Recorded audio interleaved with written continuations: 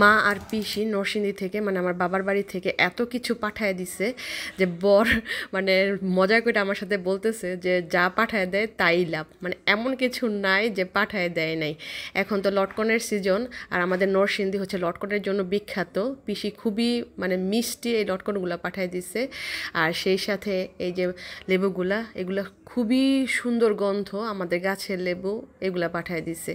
মামা আমার ভাগ্নির জন্য রেইনকোট পাঠাইছে। তারপরে দেখেন হলুদ, তারপরে ধনিয়ার গুঁড়া, মরিচের গুঁড়া, মানে কি বলবো, এইগুলাও নরসিংদী থেকে পাঠায় দিছে।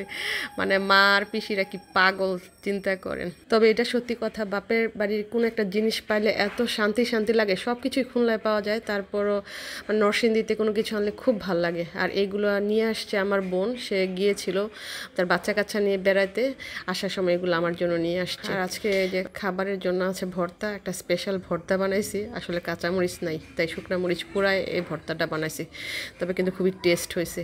আর এই যে দেখেন মরিচগুলো এমনি পুরাইতে যাই মনে হচ্ছিল যে হাতেই না আগুন লাগা যায়, মানে খুব কষ্ট হয়েছে পুরাইতে। ও একটা চামচের পিছনে দিলে হইতো, কিন্তু সময় ছিল না, সকালবেলা আসলে অত সময় থাকে না, সেজন্য মাতাবরি করতে যে বেশি একটা ভালো ফল হয় নাই। যাক, যা যতটুকু পাইছে অল্প একটু মরিচ নষ্ট হয়েছে। তারপর এই যে পেঁয়াজ, ধনিয়া পাতা অল্প ছিল, অল্প ধনিয়া পাতা, অল্প একটু লবণ, আর মাছটা আগেই ভাজা ছিল, জাস্ট কাটা ছাড়াই নিয়েছি। আর একটুখানি সরিষার তেল দিয়ে এই যে সুন্দর করে মাখায় নিয়েছি। এই ভর্তাটা এত টেস্ট লাগে, মানে জাস্ট আপনার যদি একটুখানি মাছ ভাজা থাকে তাহলে চলবে। শুকনা মরিচের জায়গায় যদি আপনি শুকনো মরিচ ভেজে দেন তাও টেস্ট হয়, কাঁচা মরিচ দিলে তাও টেস্ট হয়।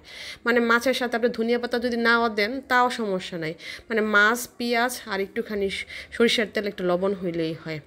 মানে একদম সিম্পল খাবার। আর যে ডাল ভুনা করছি, ডাল ভুনাটার ভিডিও করতে পারি নাই সময়ের অভাবে, এই দুইটা নিয়ে খাবার বসছে। আমি আসলে সকালবেলা অত রান্না করতে পারি না, 2-3টা পদ, মানে 2টা ঊর্ধ্বে 3টা, অল্প খাবার রান্না করি, কিন্তু ফ্রেশ খাবার রান্না করি। ফ্রিজের খাবার আমি আসলে খেতে পারি না, বা আমার হাজব্যান্ডও খেতে পারে না, আমার কেমন জানি লাগে, মানে একটু উছখুছ লাগে। যাই হোক, খাবার যখন খেতে বসছি, ছেলেটা আসলো, ও আবার ভর্তা খুবই পছন্দ করে, তারও খাওয়াচ্ছিলাম। সে ঝাল, অনেক ঝাল হয়েছে, তারপরে সে খাচ্ছে মজা কইরা।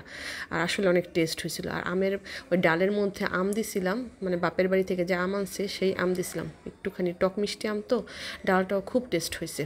খুব তাড়াহুড়ার মধ্যে খেয়ে তারপরে আমার অফিসে চলে গেছি। সত্যি কথা বলতে কি, এই অল্প খাবার, মানে অল্প আইটেমের এই খাবার কিন্তু মানে ফ্রেশ খাবার আমার সারাদিনের যে চরকির মতো ঘুরি সেটা শক্তি যোগায়।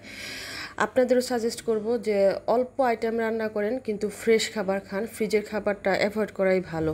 আসলে ফ্রিজে থাকলে খাবারের অনেক গুণাগুণ নষ্ট হয়ে যায়, তাই ফ্রেশ খান, অল্প খান। Tata, bye bye.